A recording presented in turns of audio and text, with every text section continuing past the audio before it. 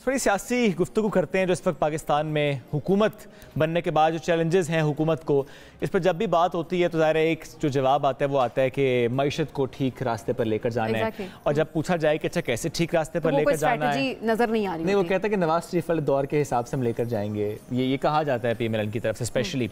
लेकिन ज़ाहिर है इस वक्त IMF वाला एक बड़ा अहम मामला, IMF के साथ ज़रा मुज़ाकरात और उसका क्या इम्पैक्ट होगा पाकिस्तान की मईशत पर, क्या इम्पैक्ट पाकिस्तान की अवाम पर होगा, इस पर भी आज हम बात करेंगे।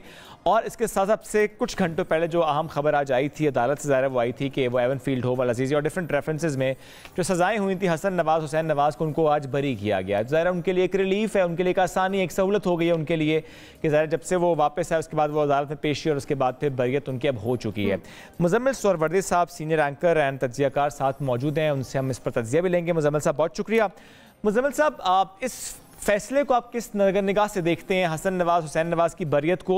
और ये मैं सवाल इस तनाजुर में कर रहा हूँ कि ज़ाहिर है कई साल पहले सज़ा होना, फिर इश्तिहारी करार दिया जाना, उसके बाद उनका वापस आना, उसके बाद उनकी बरियत हो जाना। मैं सिस्टम पर आपका कमेंट चाह रहा हूँ कि कोई एक चीज़ तो गलत है ना सर, सज़ा गलत है या बरी होना गलत होता है? विद ऑल ड्यू रिस्पेक्ट, ज़रा हमारी अदालतें इसमें इन्वॉल्व होती है, बट मेरा सवाल फिर भी ये कि किसी एक को तो अकाउंटेबल करना पड़ेगा कि आखिर क्या गलत हुआ। मेरे ख्याल में मुकदमात गलत थे, वक्त ने साबित किया कि पॉलिटिकली मोटिवेटेड मुकदमात थे, क्योंकि नवाज़ शरीफ बरी हो गए और मरीम नवाज़ तो इमरान खान के दौर में ही बरी हो गई थी इन तमाम मुकदमात से। तो ये बरियत का सिलसिला तो गुज़श्ता दौर हुकूमत इमरान खान के दौर हुकूमत से ही शुरू हो गया था और ये पॉलिटिकली मोटिवेटेड केसेस थे। आज तो हिस्ट्री इनको ऐसे ही याद करती है कि उस वक़्त के जो चीफ जस्टिस थे उन्होंने उसके ऊपर एक मॉनिटरिंग जज लगाया हुआ था और उस मॉनिटरिंग जज के ऊपर भी अब सुप्रीम कोर्ट की अपनी कार्रवाई सामने आ गई है कि वो कानून के मुताबिक नहीं था। तो मेरे ख्याल में ये जो अब हुसैन और हसन की बरियत है, ये तो प्रोसेस का हिस्सा है उन बरियत का जो मरियम और नवाज शरीफ पहले हासिल कर चुके हैं, क्योंकि वो तो मेन अक्यूज तो वो थे, मेन अक्यूज वही थे, तो उनके साथ इनको रखा गया वही थे। तो जब वो बरी हो गए तो इनको तो सज़ा होने का कोई चांस ही नहीं था, तो इनकी बरियत तो ऑन द कार्ड्स थी, इसमें कोई प्रॉब्लम वाली बात किसी को भी नज़र नहीं आ रही थी कि ये जब भी आएंगे ये बरी हो जाएंगे। ज़ाहिर है ये सवाल चूँकि मैंने जो किया वो ज़ाहिर है मरीम नवाज और नवाज शरीफ साहब के तनाजुर में ही किया, ठीक है, वो मामला पहले हल हो चुका है। आपने खुद कहा कि जब उनको नहीं सज़ा हुई तो इनको कैसे हो सकती थी, कनेक्टेड सारा केस है, इनको बरी कर दिया। मेरा क्वेश्चन फिर भी वही है, अकाउंटेबिलिटी पाकिस्तान में क्यों नहीं है? देखिए, अकाउंटेबिलिटी एक तो यकसां होनी चाहिए और पॉलिटिकली मोटिवेटेड नहीं होनी चाहिए, दुरुस्त बात, और जुडिशरी से मोटिवेटेड भी नहीं होनी चाहिए। अगर ये यकसां होगी और बग़ैर सियासी मकासद के होगी तो यकीनन इसके नताइज निकलेंगे। लेकिन जब आप नैब को पॉलिटिकल इंजीनियरिंग के लिए इस्तेमाल करेंगे और जब आप जुडिशल एक्टिविज़म के ज़रिए हुकूमतों को बदलने की कोशिश करेंगे तो यकीनन उस अकाउंटेबिलिटी पर सवालात होंगे, क्योंकि टारगेटेड एहतसाब जो है ना वो भी इंतकाम की एक शक्ल है। जब तक यकसां नहीं होगा तब तक इंसाफ भी यकसां होना चाहिए, एहतसाब भी यकसां होना चाहिए। ठीक है, ज़ाहिर है बड़ा ज़रूरी है कि आप किस तरह से अकाउंटेबिलिटी और फेयर होना चाहिए सारा प्रोसेस, लेकिन अगेन बात वही है, अकाउंटेबिलिटी इज़ वेरी इंपॉर्टेंट। अच्छा मुजम्मिल साहब, अब ऐसे में इस वक्त तक हुकूमत की कारकर्दगी को आप किस तरह से एनालाइज करें? बिकॉज ऑब्वियसली तकरीबन एक हफ़्ता गुजर चुका है, अब रमज़ान की बात भी की जाए, ये कहा जाता है कि पहले 15 डेज़ जो हैं वो कारकर्दगी डिफ़ाइन कर देगी कि हुकूमत आगे चल सकती है कि नहीं चल सकती, ये बेहतर तरीके से चल सकती है नहीं चल सकती। तो आप इस वक्त की परफॉर्मेंस कैसी देखते हैं? देखिए, एक तो मैं नहीं समझता कि 15 दिन कोई तय कर देते हैं कि हुकूमत कैसी चलेगी और कैसी चल सकती है। आइन में इसकी मुद्दत 5 साल है और उससे पहले आइनी तरीका है हुकूमत को हटाने का। हुकूमत की कारकर्दगी को जज करने का अख्तियार आवाम के पास वोट के ज़रिए है। बाकी अभी जो माशी चैलेंजेस हैं उनमें निजकारी एक बहुत बड़ा चैलेंज है। बिजली चोरी, एक प्राइम मिनिस्टर ने अपनी स्पीच में कहा है, बिजली चोरी, गैस चोरी पाकिस्तान में चैलेंजेस हैं, निजकारी चैलेंजेस है, लॉस एंटिटीज़ चैलेंज है, फिर IMF से ये डील एक चैलेंज है कि इसको करना है, जिस पे आजकल हुकूमत की माशी टीम काम कर रही है। तो मुझे तो ऐसा नहीं लगता कि कोई डाइवर्जन है या कोई ऐसा है कि आप समझें कि कोई प्रॉब्लम है हुकूमत की इकनॉमिक टीम में। एक अच्छी इकनॉमिक टीम इन्होंने मैदान में उतारी है। अगर हम इसका कंपैरेटिव एनालिसिस 2018 के साथ करेंगे तो आपका 3 हफ्ते में फिनांस मिनिस्टर बोल्ड हो गया था। असद उमर साहब को 3 हफ्ते में सैक करना पड़ गया था क्योंकि वो पाकिस्तान की मईशत चला नहीं सके थे, और ख़ुद इमरान खान ने अपने ओपनिंग बैट्समैन को खुद ही रिटायर हट कर दिया था। तो मेरे ख्याल में उससे तो बेहतर है कि वो पहले सोच समझ के औरंगजेब साहब को लाए हैं, और इसहाक डार साहब से भी बेहतर है, बेहतर टीम लाए हैं। Aurangzeb is a new face, Ishaq Dar साहब की निस्बत और मिफ्ता की निस्बत एक नया फेस लाए हैं, नई टीम लेकर आए हैं, और हमें टाइम देना चाहिए इस नई टीम को कि वो अपनी परफॉर्मेंस दे। जो अब तक तरजीहात सामने आई हैं वो ठीक हैं। पाकिस्तान के बड़े मसाइल क्या हैं? पाकिस्तान के मसाइल अंदरूनी हैं। हमें टैक्स बेस को बढ़ाना है, इसके लिए हुकूमत को काम करना चाहिए। बिजली चोरी ख़त्म करनी है, ये PIA की निजकारी करनी है, और लॉस एंटिटीज़ बेचनी है। और मेरे ख्याल में इस पर एक इत्तफाक़ राय हो जाए, मिसाक मैशत हो जाए। अब जैसे PIA के बेचने पर पीपल्स पार्टी को एतराज़ है, जब आप ऐसे एतराज़ात सामने आते हैं तो फिर आप बड़े काम नहीं कर सकते, हुकूमत रुक जाती है।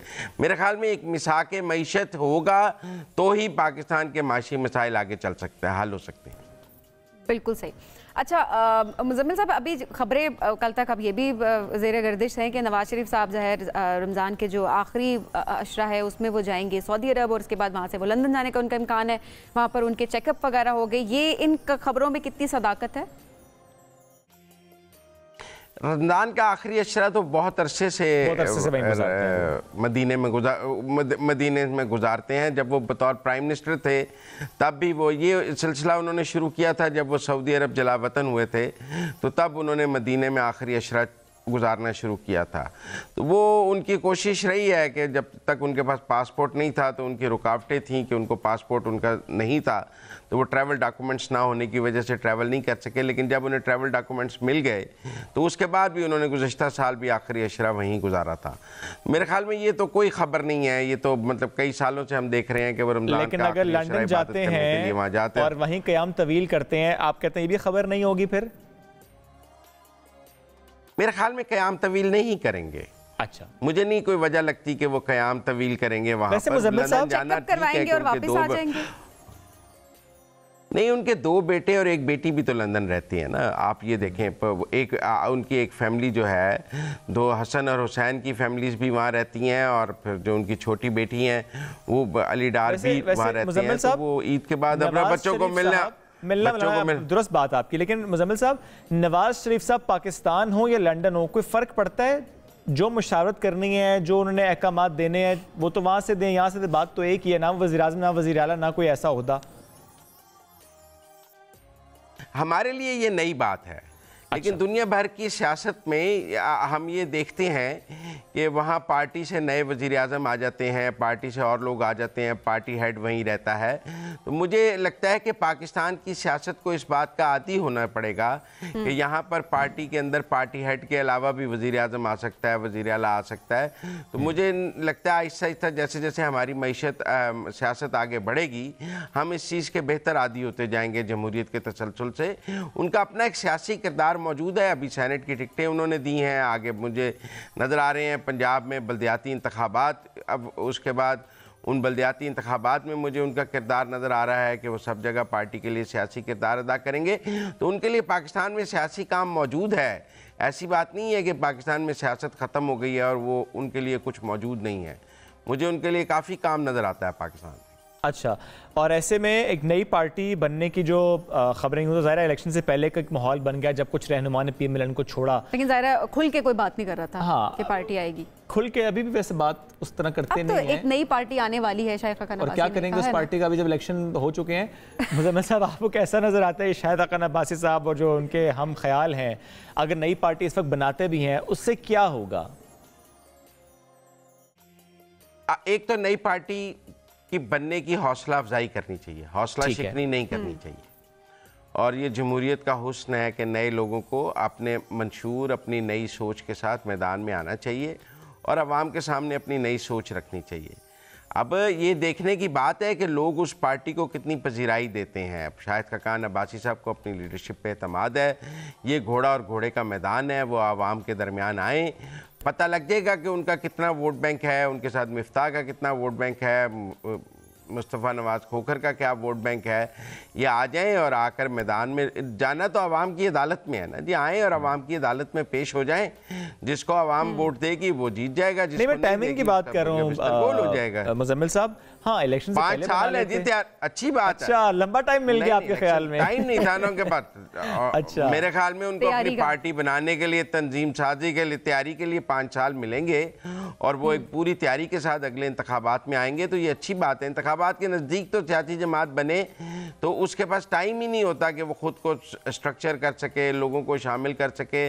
और फिर हम अक्सर इलेक्शन से पहले जो पार्टियां बनती हैं वो किंग्स पार्टियां होती हैं, कहते हैं आशीर्वाद से बनाई जा रही हैं। तो अब 5 साल हैं, वो ऑर्गेनिक ग्रोथ करें अपनी पार्टी की, इसमें अच्छी। अच्छा, वैसे मुजम्मिल साहब ये भी एक जो बात थी कि वो आशीर्वाद से बनती हैं, वो भी आपको नहीं लगता कि वो टूट गया है बहुत? अगर आईपीपी की बात करें, जहांगीर तरीन साहब is gone, PTI parliamentarians Pervez Khattak साहब इज गॉन, तो वो किंग्स पार्टी वाला और आईपीपी का भी वो रिजल्ट नहीं रहा जो कि इससे पहले लोग कह रहे थे कि रिजल्ट आएगा। मिनिस्टर बन तो गए हैं एक ही। नहीं, देखें, अगर आप जहांगीर तरीन की बात करें तो मैं आपको 2002 में मियां अजहर की मिसाल दे दूंगा। ये भी किंग्स पार्टी का एक रहा है कि जो किंग्स पार्टियां बनाते हैं वो उसका किंग ज़रूर उड़ा लेते हैं और बाहर की लोग बचा लेते हैं। तो अच्छा। हमें ओन चौधरी को देखना चाहिए, अलीम खान को देखना चाहिए। मियां अजहर हार गए थे और बाकी सब लोग जीत गए थे, तो पार्टी ने तो अपनी पार्लिमानी प्रेजेंस प्रूव की है और वो लेके आए हैं। परवेज खटक साहब का जो केस है, मेरे ख्याल में उनको आईपीपी ज्वाइन करनी चाहिए थी, जहाँ पीपल्स पार्टी ज्वाइन करनी चाहिए थी। इतना ज़्यादा किंग नहीं उठा सकता कि बेतहाशाई किंग पार्टियाँ हो जाएँ, तो इतनी किंग पार्टियों की मशरूम ग्रोथ भी नहीं। मेरे ख्याल में वो परवेज खटक साहब की अपनी जो जिद थी वो उन्हें ले बैठी कि वो आईपीपी में नहीं आए, और अगर आईपीपी की वो प्रेजेंस हो जाती, जो वो शामिल हो जाते, तो शायद आईपीपी भी एक बड़ी पार्टी बन जाती। और ऐसा क्या हो, कौन ऐसा क्या स्टेप उठाए कि मिसाके मईशत या मिसाके जमहूरियत, या जिसकी इस वक्त ज़रूरत है कि पार्लियामेंट की जितनी भी जमातें हैं वो एटलीस्ट उनका वर्किंग रिलेशनशिप हो। ठीक है, टफ टाइम ज़रूर दें, लेकिन वो तनकीद बराए तनकीद नहीं होना चाहिए, वो तनकीद बराए तामीर होना चाहिए। वो बात पाकिस्तान की होनी चाहिए। कौन ऐसा स्टेप ले मुजम्मिल साहब के चीज़ें कुछ बेहतरी की तरफ जाएं, फिर वो जो बात होती रही है कि नहीं बैठूंगा, नहीं बात करूंगा, नहीं मिलूंगा, वो चीज़ें ख़त्म हों?